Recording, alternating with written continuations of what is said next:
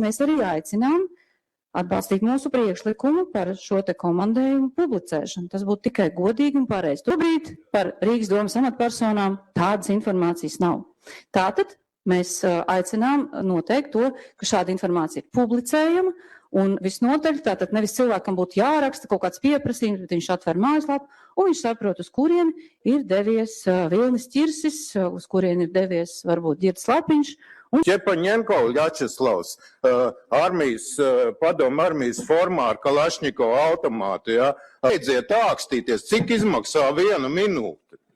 Jānsson kungs, jūs kā bijāt klusējošās deputāts kopš Saeimas, tā arī esat palicis. Es zinu, ka jums vislabāk gribētos, lai ātrie balsojumi un uz mājām. Nekādas debatas, jo šeit taču nevar debatēt. Tā taču nav vieta, kur deputāti debatē. Tikai balso, vai ne? Jūs taču nesirgstat ar amnēziju, jūs neesat nokrituši no mēneša. Ķepaņenko kungs, Jāčeslav. Jūs taču neesat ar amnēziju sirgstoši, jūs neesat nokrituši no mēneša. Lapiņ kungam droši vien apģērbs spiež, tāpēc viņš tāds dusmīgs visu laiku, bet es jums varu atnest Lego klucīšus. Ja? Varbūt, ka tā bumbiņa jums tik labi nepalīdz, varbūt, ka klucīši palīdzēs, tad jums būs mierīgāks prāts. Tālāk, ja mēs varbūt arī kinētiskās smilts, pareizi, kur kolēģis iesaka, jā. Tiešām, tā kā Langas kundze vēl pieaicinās to sociālo psihologu, tad vispār beidzot mums būs kārtībā. Kolēģi, tiešām, ja mēs runājam par bērnišķību, te arī priekšsēdētājs pateica.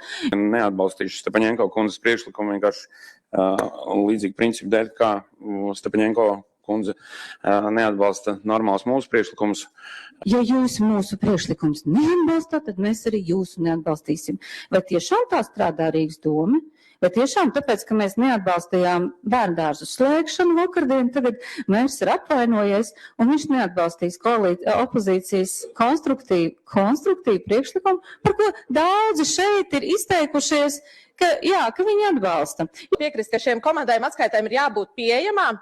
Uzskatu, ka arī Rīgas domai būtu jābūt viegli pieejamam šādam ceturkšņa komandējumu pārskatam. Bet lietas būtība taču paliek tāda. Mēs esam par caurspīdīgumu, par to, lai arī rīdzinieki zinātu, vai tiešām, vai Rīgas doma strādā efektīvi, vai mēs tikai braucam uz Venēcijas to bienāli un rādam, mēs vēl nezinām, ko tur rāda. Es ceru, ka jums ir līdzi, ka parādīsiet, ko mēs vedīsim uz to. Jo es tiešām tur tā, kā jūs skaidrojat, tur neviens nevar saprast. Un viss. Vai tiešām, vai mēs braucam un dibinam sakarus un arī mūsu mīļo galvaspilsētu mēģinam pacelt augstākā līmenī. Pagaidām nevienam no rīdziniekiem tas nav skaidrs.